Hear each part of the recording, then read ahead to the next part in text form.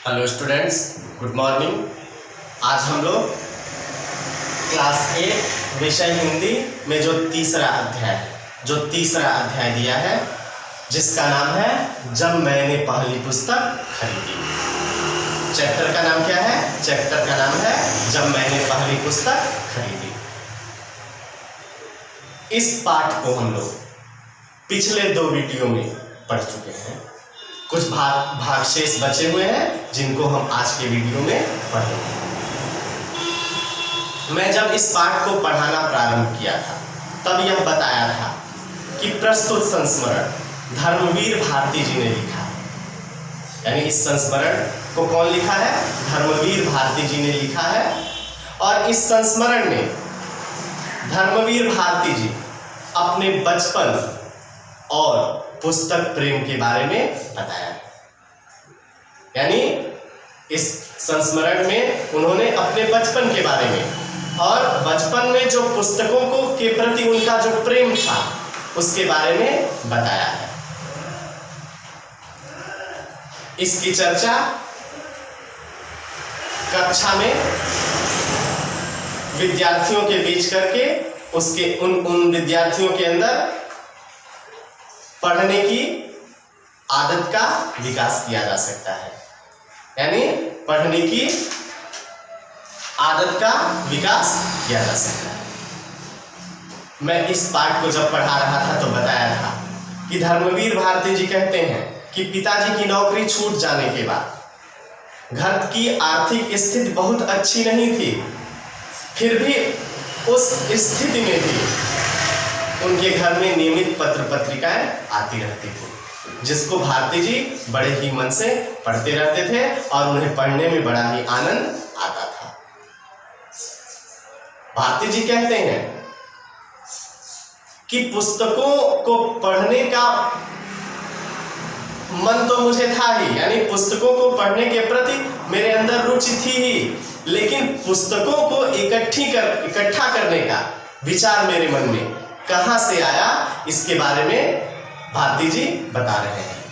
यानी कहते हैं कि आप पूछ सकते हैं, भारती जी को कहते हैं कि आप पूछ सकते हैं कि पुस्तकों को पढ़ने का शौक तो मेरे अंदर था ही, लेकिन पुस्तकों को इकट्ठा करने का, पुस्तकों को एकत्रित करने का विचार मेरे मन में कहां से आया, इसके बारे में वो बताते हैं।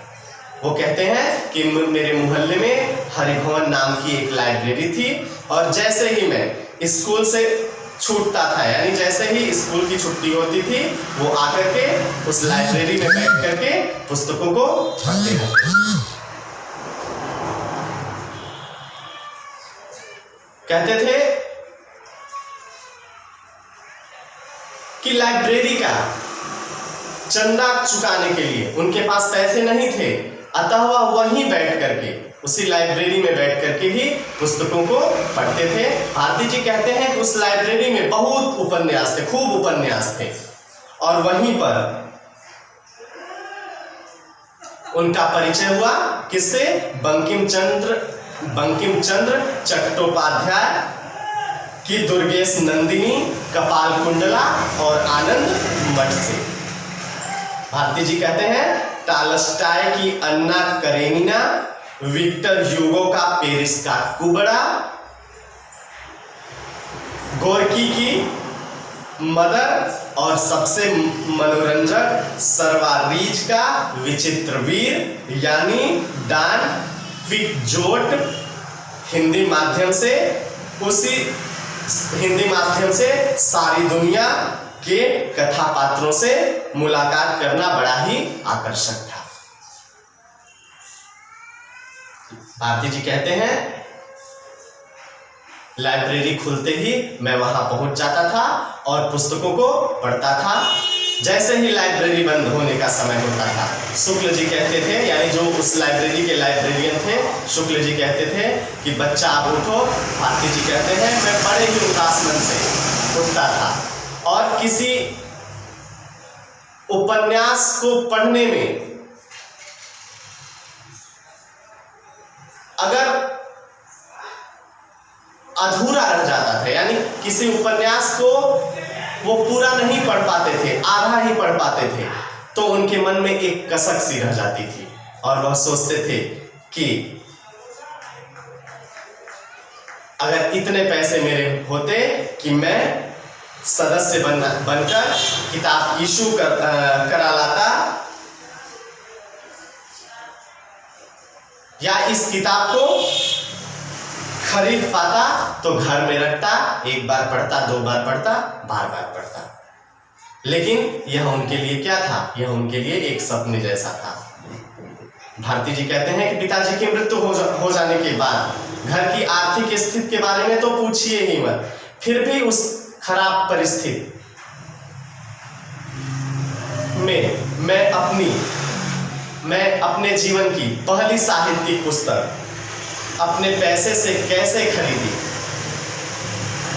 यह आज तक भी उनको याद है। वो कहते हैं कि उस साल इंटरमीडिएट की परीक्षा वो पास कर चुके थे, अतः पुरानी पाठ्य पुस्तकों को बेचकर बीए की पाठ्य पुस्तकें लेने के लिए सेकेंड हैंड बुक शॉप पर गए और वो कहते हैं कि उस बार न जाने कैसे पाठ्य पुस्तकें खरीदकर भी मेरे पास 2 रुपए शेष बच गए। सामने के सिनेमा घर में देवदास लगा था, न्यू थिएटर्स वाला, बहुत चर्चा उस फिल्म की थी। लेकिन भारती जी कहते हैं मेरी माँ को फिल्म देखना एकदम अच्छा नहीं लगता था। वो सोचती थी कि फिल्म को देखने से बच्चे बिगड़ जाते थे। लेकिन उस देवदास फिल्म के गाने सिनेमा घर के बाहर बजते रहते थे। उसी में एक गीत था, उसी फिल्म का एक गीत था, दुख के दिन अब बीतत नाही। इसको भारती जी हमेशा गुनगुनाते रहते थे और गुनगुनाते वक्त कभी कभी उनकी आंखों में आंसू भी आ जाते थे। एक बार वह इस गीत को गुनगुना रहे थे, माँ ने सुना और उन्हें समझाया कि आखिर अपना दिल छोटा क्यों करते हो, धैर्य रखो, हमारा यह दिन भी यह दुख भी दूर हो जाएगा।